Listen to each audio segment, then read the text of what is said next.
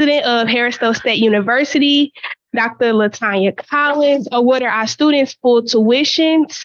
Also, one student got a full ride, which we are all grateful for because they were so shocked that they got that, which was such a surprise. So we just wanted to congratulate them on their academic performance.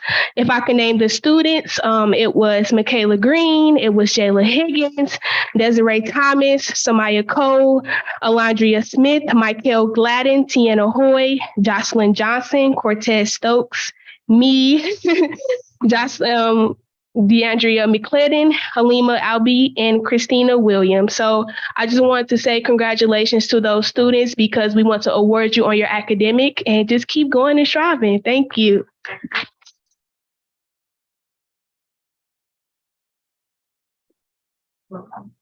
At this time, we're going to turn the meeting over to our superintendent. Good evening, everyone. It's time for my announcements. It's been really busy since our last Board of Education meeting.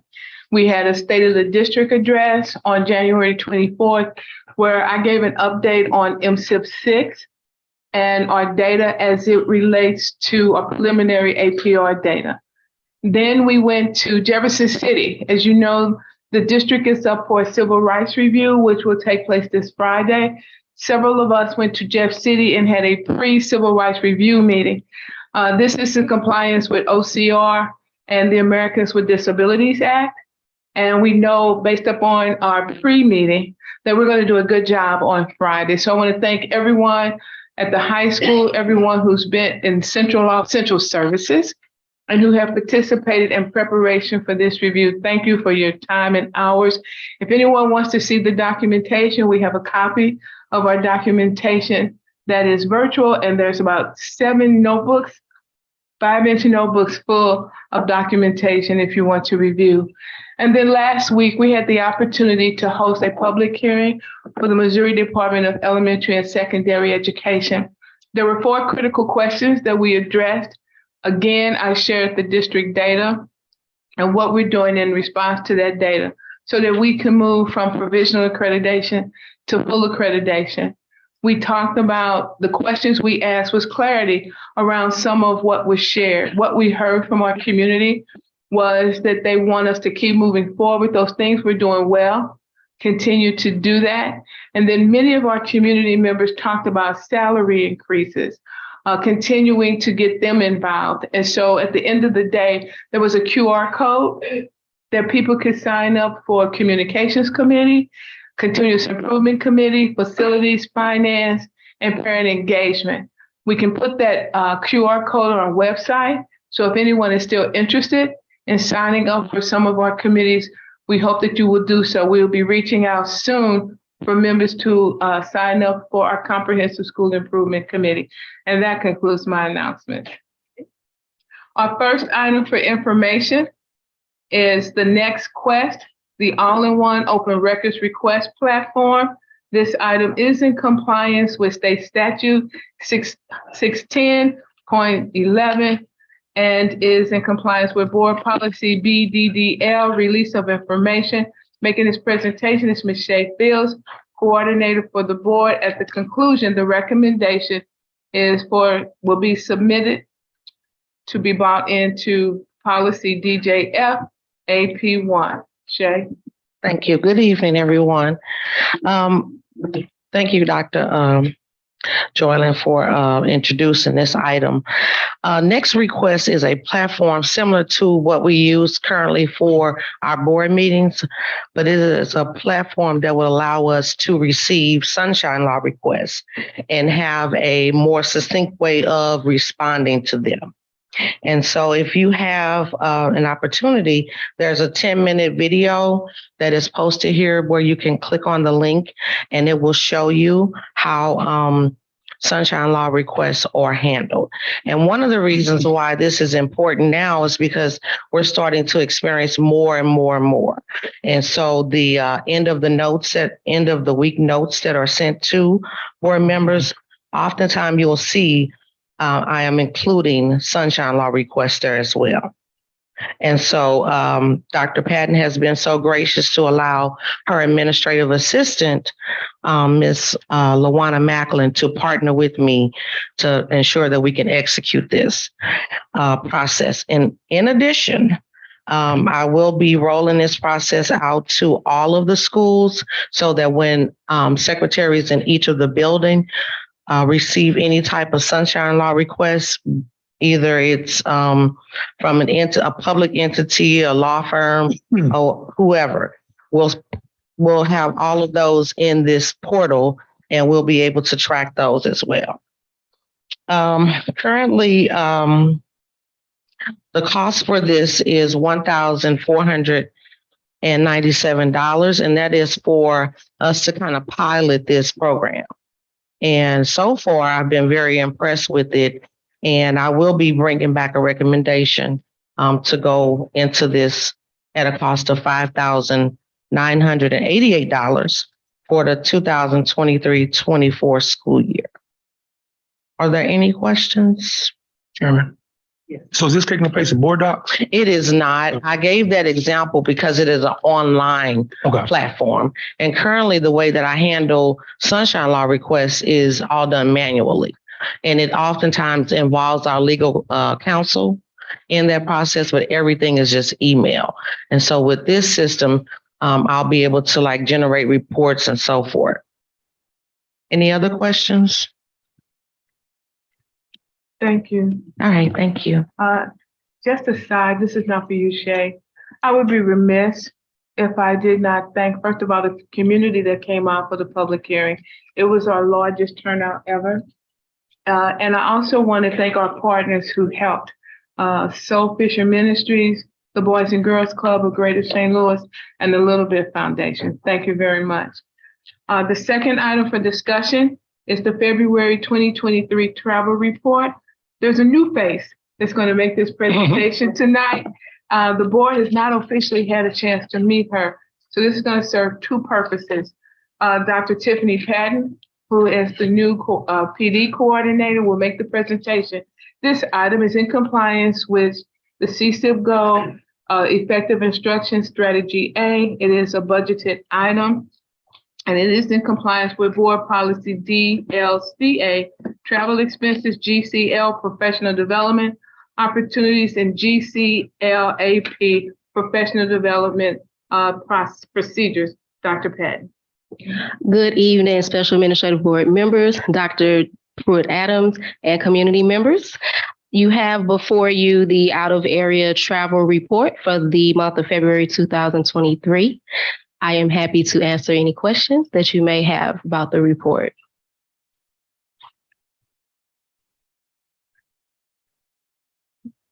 Okay. There are no questions. Thank you very much. Thank you. Our next item for information is item C, Students in Transition, Parent and Internal Procedural Manuals. Making this presentation is Dr. Tanya Patton. We have two Dr. Pattons now. Dr. Tanya Patton, Assistant Superintendent for Student Support Services. This item is compliance with Board Policy IGBCA, Programs for Homeless Students. And this is an information item. Dr. Patton. Good evening, SAB members, Dr. Joylan, colleagues, and community. First of all, I'll say this. There used to be a show back in the day called Will the Real Person Stand Up? So will the real Dr. Patton please stand up? No. The confusion that it creates around here, but it's all good. I was here first. Just want everybody to know that. All right. Anyway, before I bring before you for information the Student in Transition Parent Manual, as well as the Student in Transition Internal Procedures Manual. As a result of the consent decree that Riverview Gardens is under, we were required to create these manuals and we are required to update them. So after a review, we have added additional information to the Student in Transition's Parent Manual, as well as the Internal Procedure Manual. And all of this was reviewed by legal counsel. Are there any questions?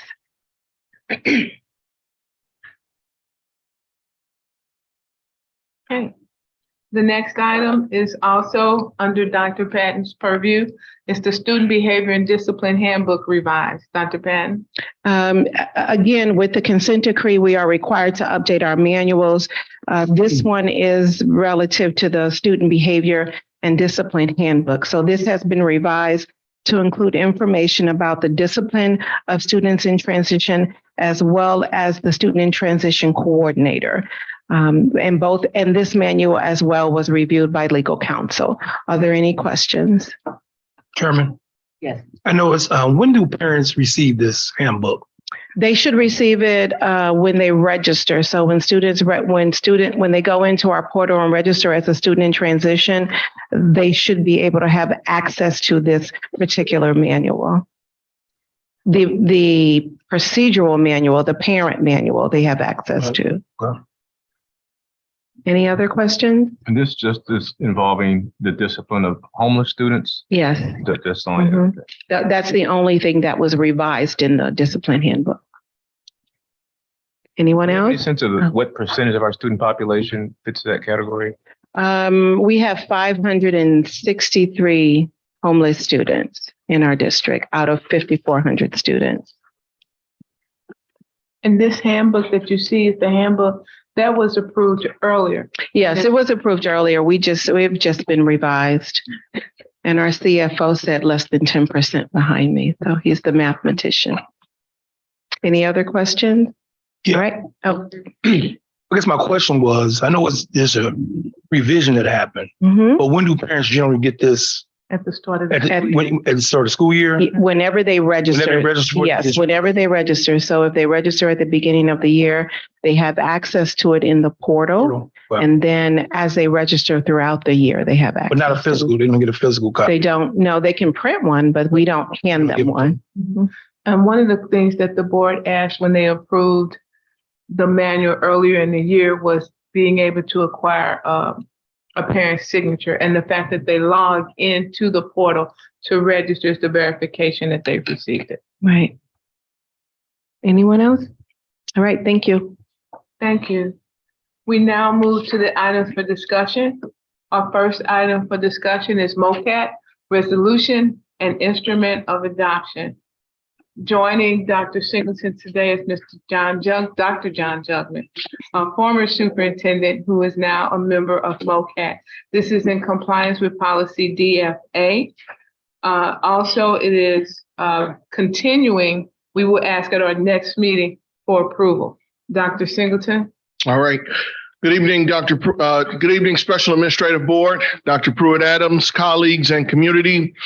Tonight, the first item for discussion is a MOCAT resolution and instrument of adoption. MOCAT stands for Missouri Capital Asset Advantage Treasury. One of the responsibilities of district administration is to invest our excess fund balances in order to earn interest income that can certainly support the needs of the school district. Currently, we do most of our investment with MOSIP, and this just gives us another avenue and another opportunity. And so with me tonight is John Jungman. He's Vice President of Investment Services for PMA Securities, and I'd like for you to hear just some brief information about the MOCAT and the resolution that we're putting forth tonight. John? Thank you so much, Dr. Singleton. Thank you for having me here at Special Administrative Board and Dr. Pruitt-Adams. My name is John Jungman, and thank you for your service. As a superintendent for 13 years, I understand what it means to serve a community and the students that you represent. So thank you so much. MOCAT is simply an investment option for school districts. We serve 140 schools in the state of Missouri, and we manage $1.8 billion in assets for those school districts. We're always trying to help them make more money off of their money so that they can invest it back in their classroom. Our model is primarily around service and understanding your data, understanding your cash flow, understanding your balances and your reserves so that we know exactly how much liquidity you need on a regular basis so that we can invest and maximize your interest income.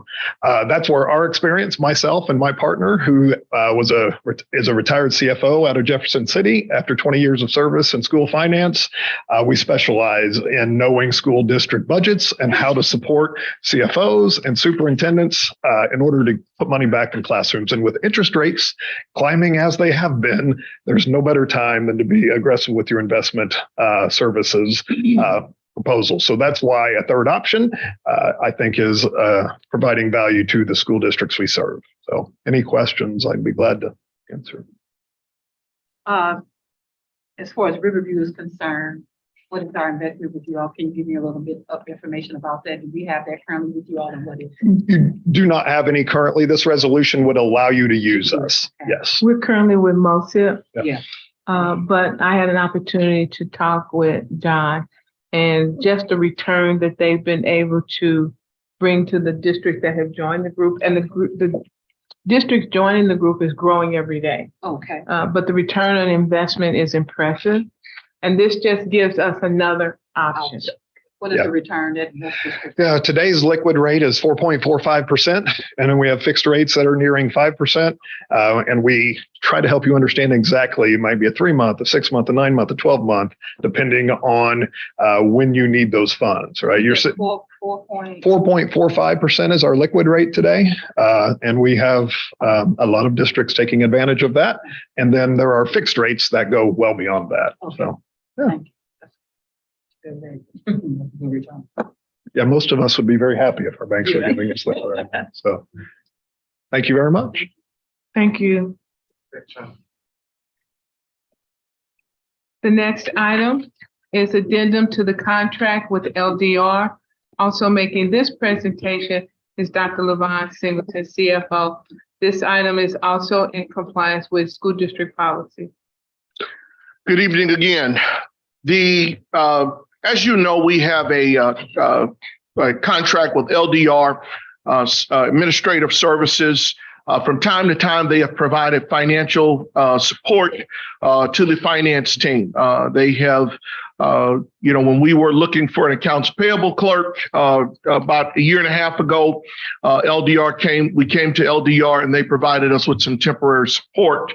I believe the previous CFO, my predecessor, also came from LDR, who was here again during that time frame.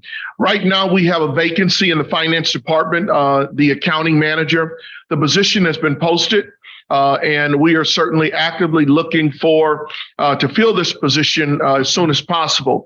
In the interim, we are asking the board to adopt the addendum or approve the addendum so that we could have some additional support in the finance department in the area of accounting. Are there any questions for me at this time?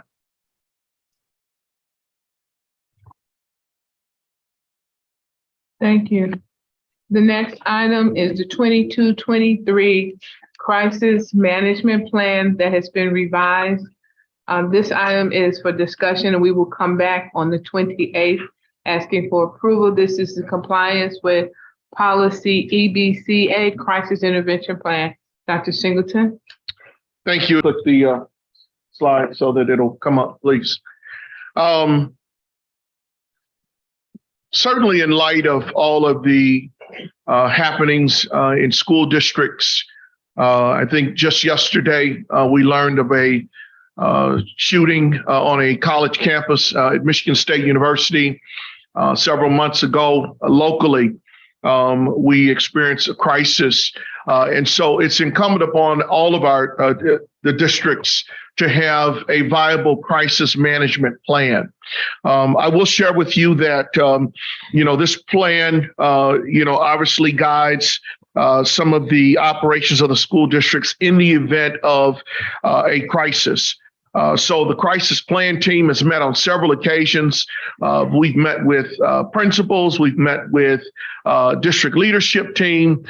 We have met over and over and to just kind of go through the plan, review it, and certainly bring this to the school board's attention that we certainly need to put a viable plan in place.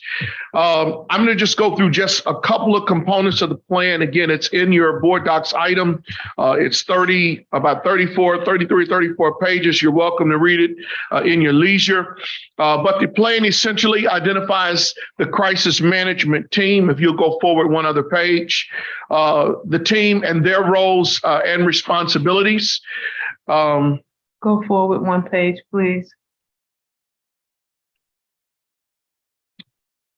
Thank you. All right. So the team is identified here. Obviously, the superintendent, all of the district leadership, Dr. Nichols, or in her role, the assistant superintendent of C&I, the executive director of continuous improvement, communications, student support, CFO, human resources, and obviously the safety team, our facilities team. Just about everybody plays a role on the crisis management team. Next page, please. In the plan, you'll also see some of our emergency reporting procedures. Obviously, in the event of a crisis, the first thing we want to do, if it's a true crisis, is call 911. That is the most essential thing we can do so that we could certainly get the help and medical response, whatever attention that we need at that point. If it's not a emergency and we still, we've got mechanisms to go through in order to make sure that we're responding appropriately. So those are identified as well in the crisis plan. We've got our phone numbers. Typically, if there are some emergencies, channel 1 on the district radio channels is what we use to communicate. We've obviously included the number to our command center, and we've defined several things in the crisis plan. We've given a definition. What is a crisis? It's a traumatic event that seriously disrupts our coping and problem-solving abilities. Crisis management, it's the school district's approach to school safety, which focuses more narrowly on a time-limited problem-focused intervention to identify, confront, and resolve crisis, restore equilibrium, and support appropriate adaptive responses. In the event of preparedness, we have different operations. Primary operations will obviously run here out of central office. If the emergency is here at central office, we've got a secondary location at either the high school or one of the middle schools. And so that's also identified in the response plan as well. We've got plans for recovery. Our response, our recovery, and our mitigation, again, all of those things are outlined in the plan as well. We know that 911 is our first line of contact. We would be aware of any civil authorities as well, principals. They play a critical role in maintaining their buildings during crisis as well. And so, again, we've outlined all of that in the crisis management plan. Again, the team and their roles are very, very specific. Starting on page 10, we see that there are several roles, duties and responsibilities of the crisis management team, and those things have been outlined there as well. We also talk about tiers of emergencies. Our crisis level 1. Obviously, in the event that there's an active shooter, death of any person on the property, bomb threats, weapons, we've identified our response plan to those as well. Crisis level 2 requires a response from maybe a contractor or utility company, a water main break, power outage, IT outage. We've identified that as level 2 crisis. Level 3, irate parents, okay? When we've identified that in our crisis plan as well. Public information in the event to minimize rumors or the spread of wrong information. Our executive director of communications is typically the person assigned to talk to the press, he and the superintendent, and it's outlined in the crisis plan as well. Page 13 talks about the team's responsibilities. As members of the school board, you have responsibilities in the event of a crisis. We're obviously to keep you in direct contact with the superintendent, and executive director of communications will certainly make sure that you all are well informed and well aware of any emergencies and crisis. And all of the administrators that I mentioned, their roles and responsibilities are outlined in the crisis management plan. We've got support services. We've got a lot of district approved outside providers who would assist us in the event of a crisis. We've got Lutheran Family Services, Youth in Need. We've got district intervention coordinators as well. We've got a lot of community support. And again, It gets all the way down and very specific, even to what legal counsel would do in the event of an emergency crisis. Page 20 gives the important emergency operations information. We partner with several others here. A lot of the local municipalities, the Riverview Fire Protection District, each of those houses are identified here as well, and they play a major role in what we do. All of the police chiefs, they've been identified as well. Bell Fountain, Moline Acres, Riverview, those that support also Christian Northeast Hospital is a viable location in the event of a crisis. We talk about the email, social media, and all the other things that are essential in a crisis or a crisis management plan. One of the last pieces deals with the greetings or the responses or the messages that we'll use in the event that a crisis were to occur in our school district. I'll say this, and I'll certainly take questions. We hope and pray to avoid never having to use this plan, but we certainly want to be prepared in the event that we have to be. That concludes my presentation on the crisis management plan. Are there any questions for me at this time? Is there any component of this that deals with a personnel issue? In other words, staffing or administration, emotional, psychological, or just a behavioral breakdown with respect to teachers, staff, other people that are employees? Yes. So part of the crisis plan deals with, and I think in the level 3 response, we talked about irate parents, but that goes for employees as well. And so there's a component to where, we provide those services. Dr. Patton has mental health contacts and partners and providers that we partner with as well. And so that plan does include some services in the event that it's an employee who obviously is very aggressive. So, yes, sir. Who will this plan be shared with? Well, the plan will be approved by the board. Right. And it's certainly going to be shared internally. We're very leery about putting this on the website. It contains a lot of confidential information here. And so the last thing you want to do is expose and put this plan out there publicly. So we're going to make sure that certainly it's within the safety and security department, but we're going to make sure you all have a copy of the plan as well. May I ask a question? Hello. It's Ms. Lane. Jesus. Wow. Yes, ma'am, Ms. Lane. Okay. My question is, I know there's been some discussion regarding coordinating with some other school districts regarding first responder information.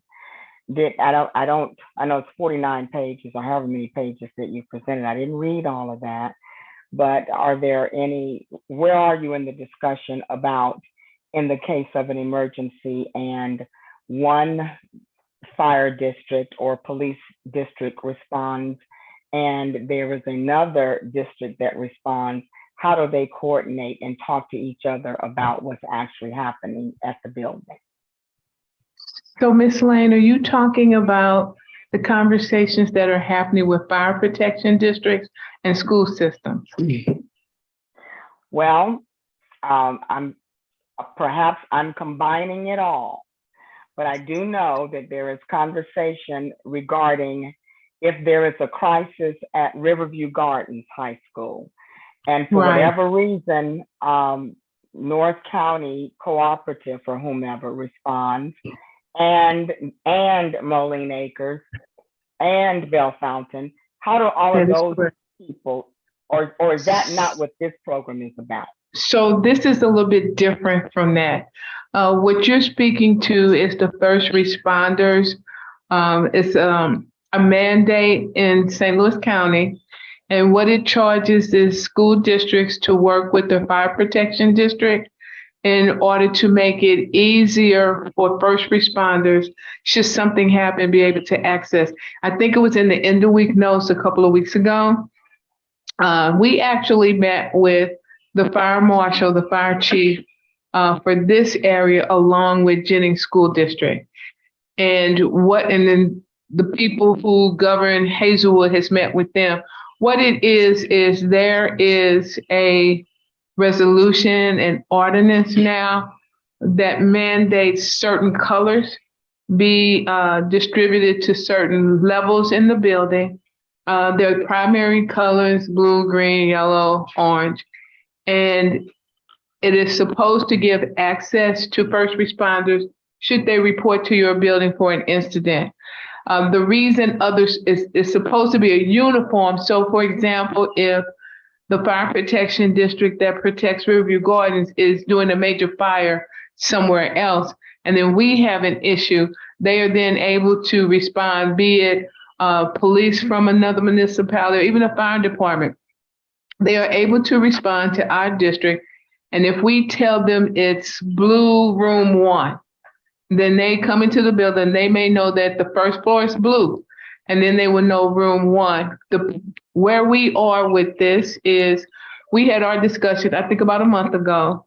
I will say some of our more farther out suburban school districts have been working on this for 2 years.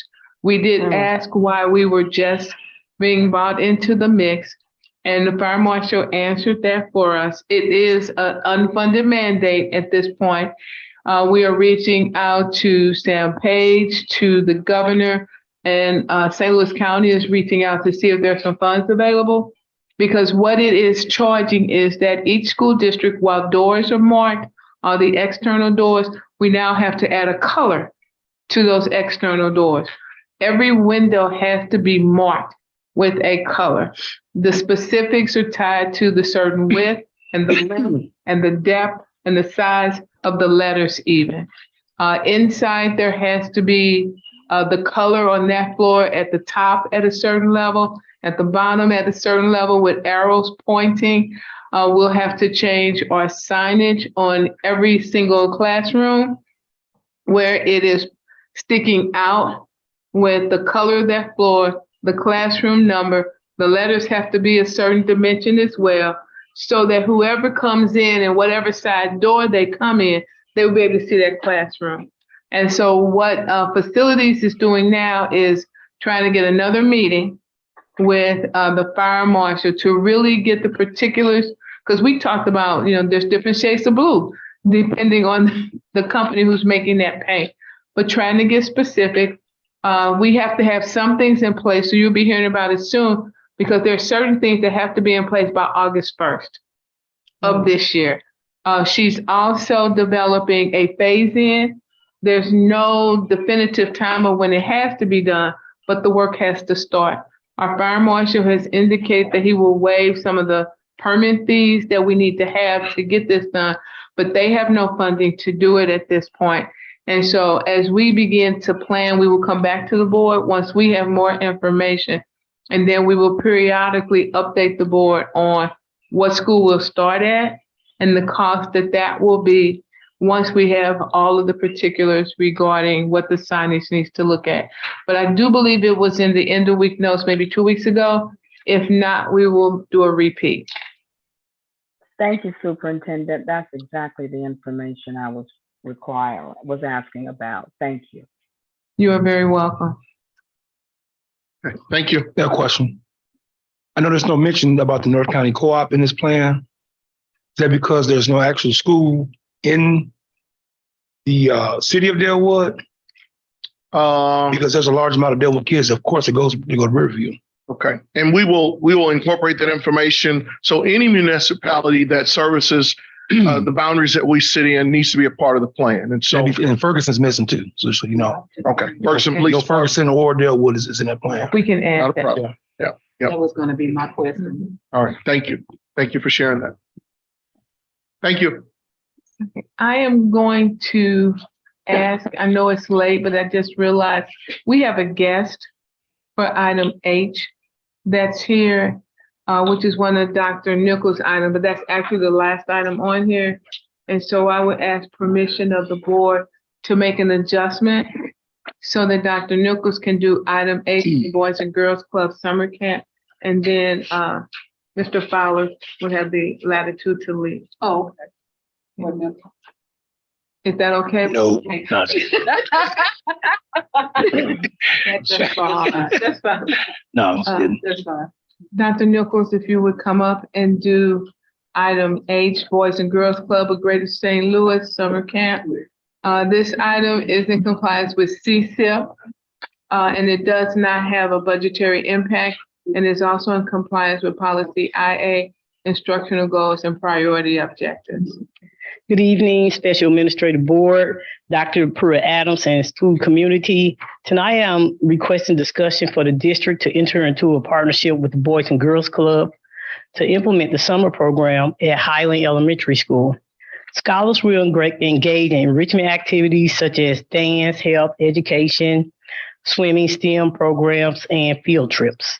And also I have a representative wanting to come up and say something.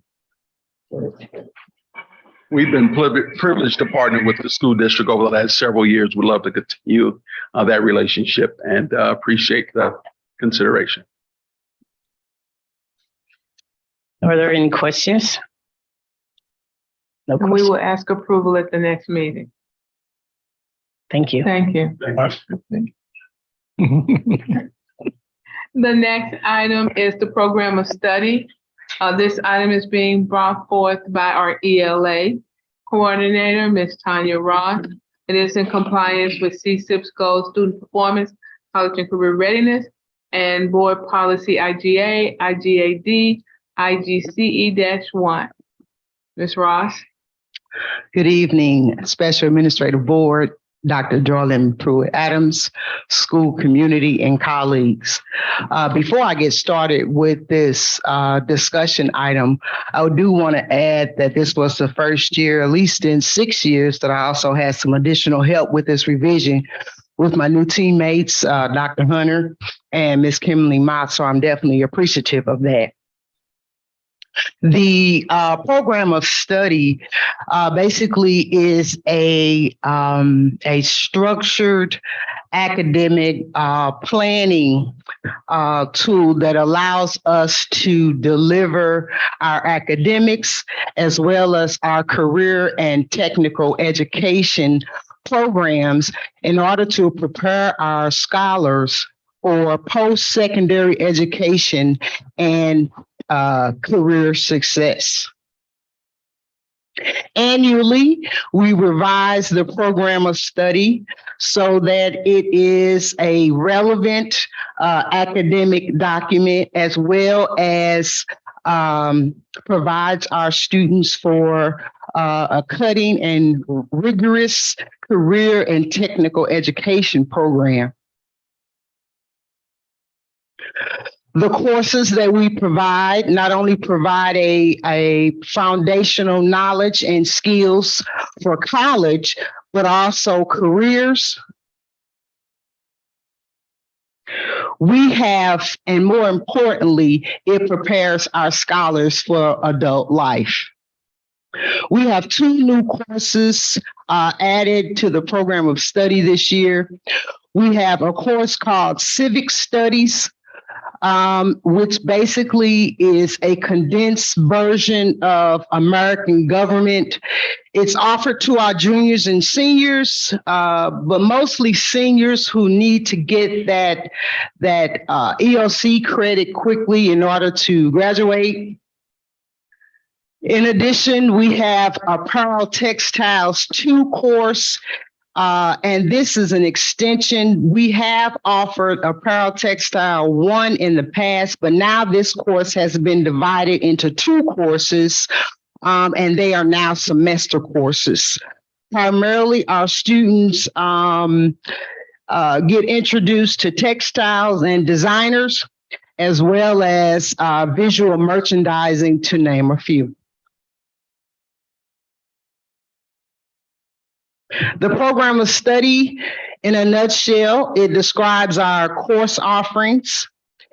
It provides opportunities for our students to plan short and long-term goals, as well as preparation for a post-secondary degree or industry recognized certificate or credential as it relates to a CTE course. But I wanted to also, if I can borrow a few of my superintendent's words, Dr. JPA's words from the state presentation, what's our real reason? What's our why that we must provide a rigorous academic program? In short, it says it is a necessity, especially for children in poor and minority communities, so that they can someday enjoy a high quality of life, equipped with the tools necessary to break through the barriers that life will place in their way. This is the reason why we must provide a rigorous program of study. Attached to this document, you also see Central Middle School and Westview's program of study. Just real briefly, we are trying to create equity in our district so that both middle schools offer the same, not only core classes, but also electives. Are there any questions? So this is just a course that the juniors and seniors take? So the civic studies is a course. It's very similar to the required American government course, but it's a crash course, if you will, in American government, so that our students, our seniors more especially, can have an opportunity to take the course and receive a credit quickly for graduation.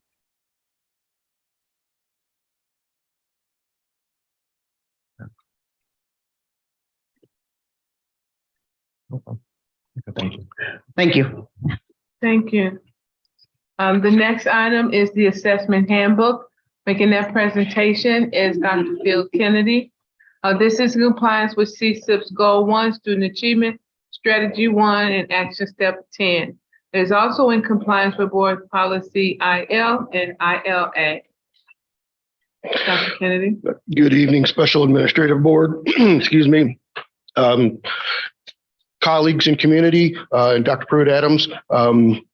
The assessment handbook I'm bringing for discussion tonight is not really anything new. I had to compile this. It's a compilation of 3 different documents which already existed and being used in the district. But I had to compile it in a singular document so that we can meet the requirements of MSEP 6 and also the requirements stated for our civil rights review. So if you look at pages 2 through 6, is board approved policy IL, and that verbiage is exactly the same, and that policy has already been approved by the board. And it just pretty much gives an overview of the assessment program, which the state requires us to do. If you're looking at pages 6 through 12, is board approved policy ILA, which addresses test security, integrity. And again, that is board approved as well and has been. And it also addresses some things such as including students with disabilities and the training that's involved for our school and our test coordinators. The last part of the handbook is actually what we used probably the most, and that is pages 13 through 17. And this is our assessment schedule. And essentially what the schedule looks at is at what assessments are we giving in the district. It talks about who is getting these assessments or taking these assessments. It gives the dates for the assessments to be given, the purpose and utilization of the results. So if you can look down the first page on 13, it talks about that we give the Renaissance Star 360, and it's given a K-12 reading, 1 to 10 math. It gives the dates, and then also it just goes through all the assessments that are given. AMIRA, which is dyslexia screening, our common formative assessments, and my IGD, which is a kindergarten readiness, which I'll be talking about next. But it just capitalizes all the assessments that are given throughout the district throughout the year. Are there any questions? So with these assessments that are given, does it give an example for how many students took that assessment and what the average would be for the number of students that take that assessment?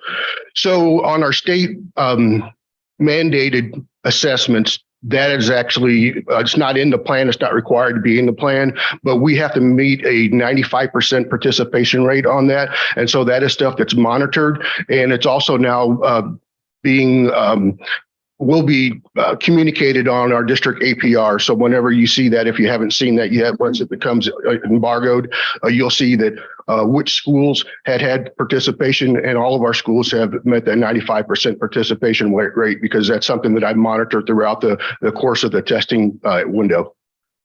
Because if in the end, if we don't meet it, then none of our test scores count. So that's carefully monitored.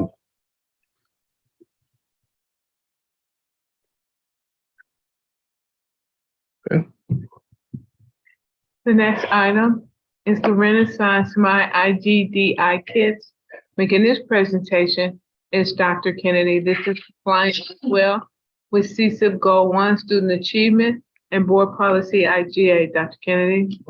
Yes, again, this is not anything new. We currently use this. You approved the purchase of some of these kits at the beginning of the school year. And my IGD stands for Individual Growth Development Indicators, which this determines kindergarten readiness.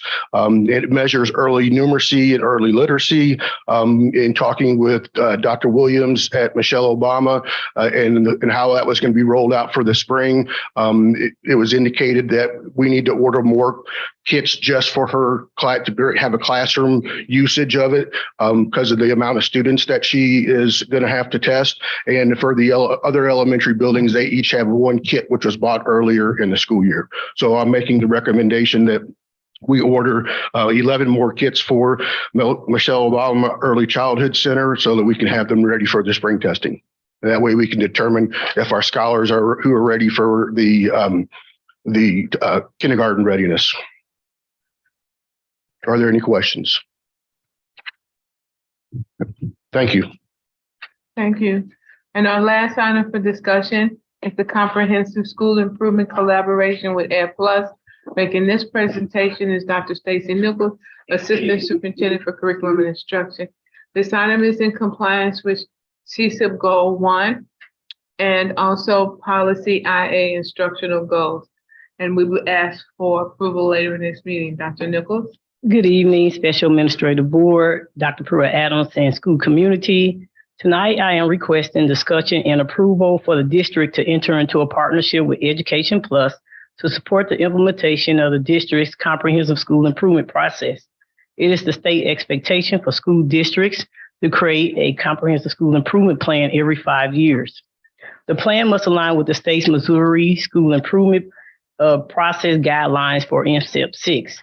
The cost to implement this project will not exceed the amount of $10,000 to be supported via the curriculum and instruction budget. Are there any questions? We will be asking for a board rep on the CSIP committee. Thank you, Dr. Nichols. That concludes the items for discussion. And we would then move to item 10, which is approval of the consent agenda items. May I have a motion to approve the consent agenda? So move. May I have a second? Second. All in favor? Aye. We will now move to item 12, which is the items for action. Item A is addendum to the contract for LDR Admin Services LLC to provide accounting support for the finance team. May I have a motion? So move. May I have a second? Second. All in favor? Aye. Item B is the comprehensive school improvement collaboration with Ed Plus. May I have a motion? So move. May I have a second? Second. All in favor? Aye. We will now move to item 13, which is adjournment. May I have a motion for adjournment? So move. May I have a second? Second. Please enjoy the rest of your Valentine's Day, everybody.